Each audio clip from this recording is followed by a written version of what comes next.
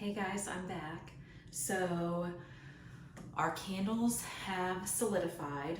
They're half full. So now what you're gonna do, let them sit for 3 to 5 days, and then let me cut it to 1/4 inch. And now you can save this part of the wick. So if you have like a little tin or anything, you can save that and use it later. You just have to make sure that it's tall enough, or the jar is short enough where you could either use this again or one of these, but you just put a wick tab at the bottom and you're good to go. Okay, so anyways, so we've got our label, and then what you're gonna do after say 3 to 5 days, if you can wait 2 weeks, wait the 2 weeks, there's no problem with that. But we're gonna light it and let it go, and we're gonna keep an eye on the temperature. So how you're gonna do that is you don't go here, you go here. So for example, this says 88 degrees. So after about an hour, record your time, write it down. What temp was it at? And the further down you go, the hotter the jar is going to get. So it should never exceed about 170 degrees Fahrenheit. If it does, then your wick is too big and you need to size down. So I would start with the CD18 because that's what was recommended.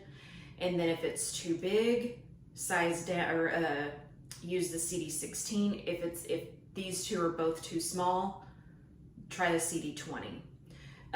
If you get a little bit of sooting or a little bit of hang up, that's okay, as long as it doesn't go over 170 degrees. If you don't have hang up, that's completely fine. In my experience, you're never going to get just an absolute perfect candle. Can it happen? Absolutely it can. I've done it, but for the most part, you will drive yourself insane. Ask me how I know. If you are trying to get the perfect candle every single time. As long as you're following the proper guidelines, you're good.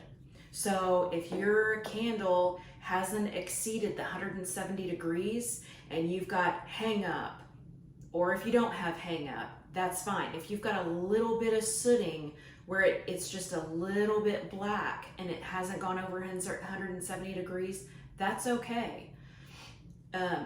If you've got wet spots where your jar, the wax has pulled away from the jar, don't sweat it. It's okay. It's not that serious.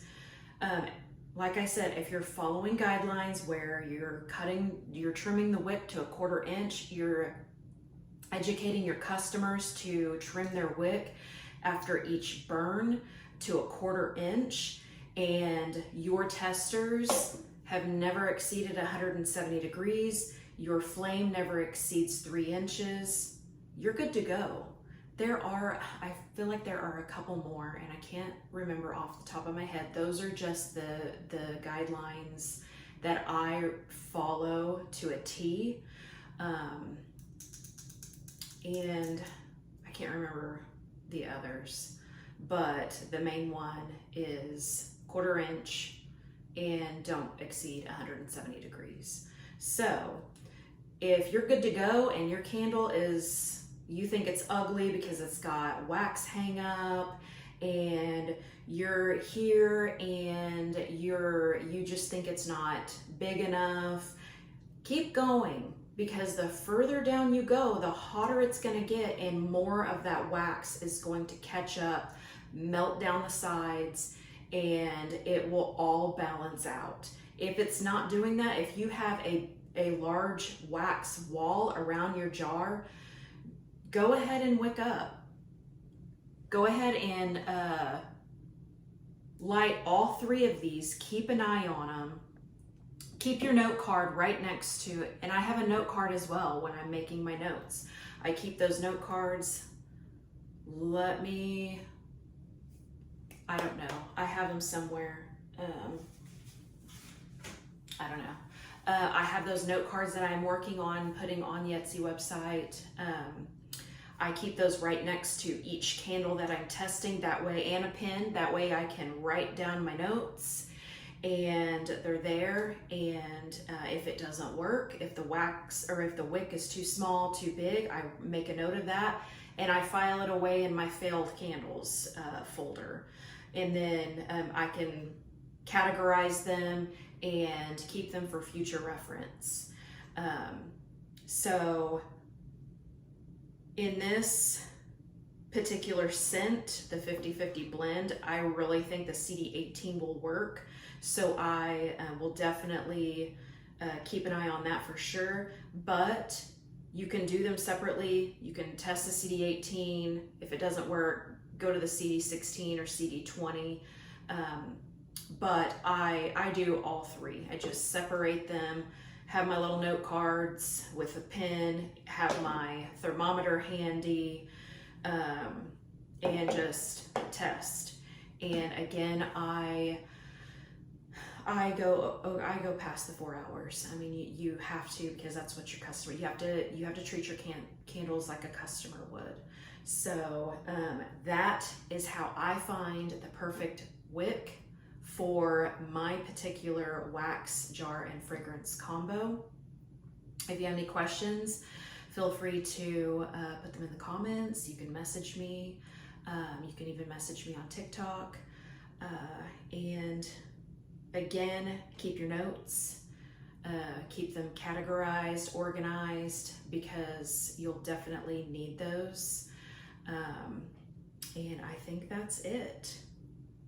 So I am working on getting the first video uploaded, and we'll see. I'll see what else I can video and upload for you. So I will see you guys later. Okay, so I'm editing the video, and I realized that I did not finish. So once you find, say the CD18 works really well for your jar, wax, wick, fragrance oil combo, then you will make a full candle and test that.